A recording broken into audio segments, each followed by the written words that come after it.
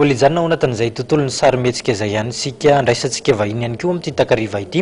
Andriamatoa Mamitina tale général ny scoop digital ro vao miresaka hoe Andriamatoa Mamitina dia mazava ho azy ny mahakasika ny horonan-tsarametsika izay ny mbi ao an-tsaina avy hatrany. Miarabanao tompoko tonga soa amin'ity takariva ity.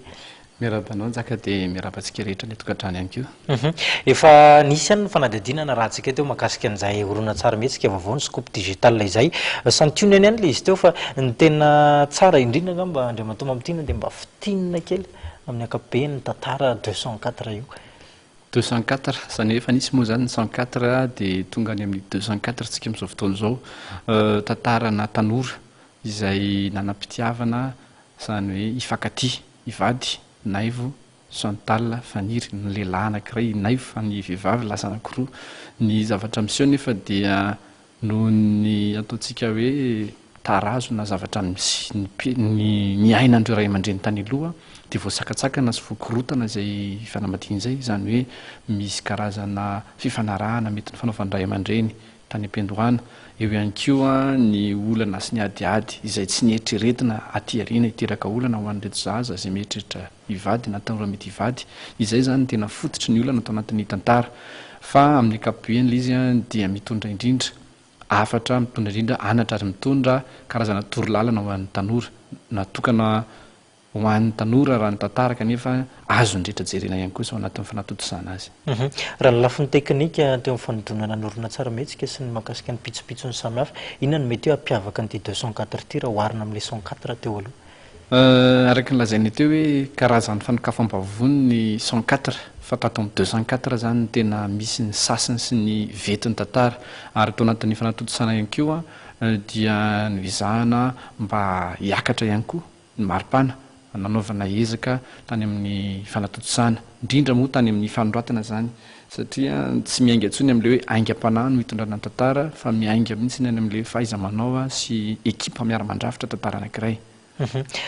Roviana marina moa zany izy ity Andriamatoa Mamitina no asehovahoaka voalohany na dia nisy ihany ary teo na eny moatra mety nisy ihany koa ny varimbariana. Ia, amin'ny alatsinainy Pentecoste zao amin'ny CCI no fotoanantsika heverinay fa hitondra fialamboly mahafinaritra ho antsika rehetra, mba tsy ho an'ny mpanao politika indray zany ny CCI amin'ny fotoana io fa mba ho antsika mpiala voly, ho antsika hijery sarymetsika, ary inonay fa ahazo fahafinaretana sy hiala voly tokoa tsika rehetra ao anatin'izay.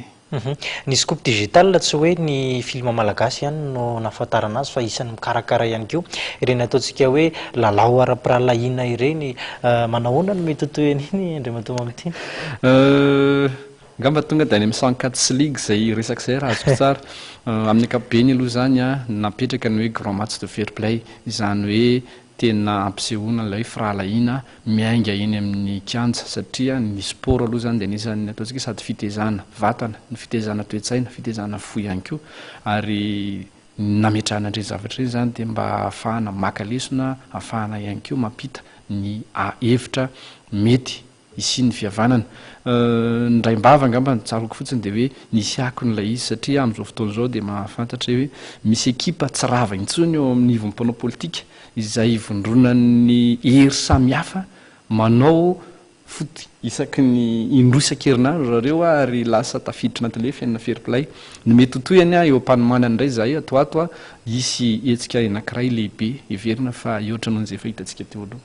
Raha ny zava-misy eto amin'ny raharam-pirenena mety azo eritreretina hoe ihany koa mety ho tsara ihany koa zany Andriamatoa Mamitina, ireo kandida ireo no hifaninana amin'ireo mpilalao scoop digital. Raha mahazaka anay moa izy ko maninona izay zany raha ohatra ka hanao baolina amin'izareo mety eo amin'ny efatra ny anay dia rainy anazy dia mbaraka amin'ny 70 amin'izay ny tableau.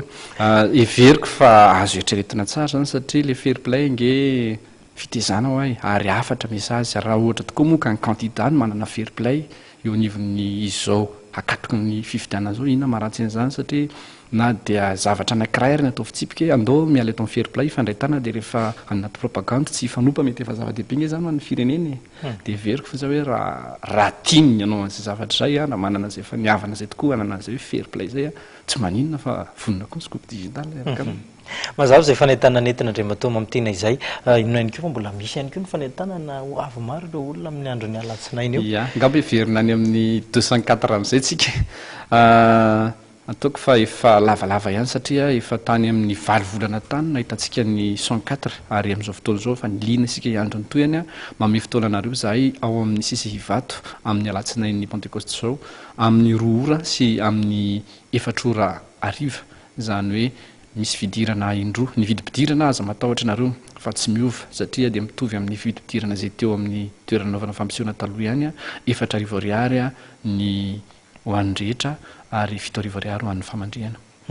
Isorana fe ny tale général-ny tranompamokatra orona tsara mihetsika malagasy ny scoop digital nanaiky nasain'ny fampahalalam-baovao ny mativety amin'ny takariva ity isorana fe ny anotoka sotranao ary dia misaotra antsika rehetra koa ny atokantrano ohatry antsika trano kosa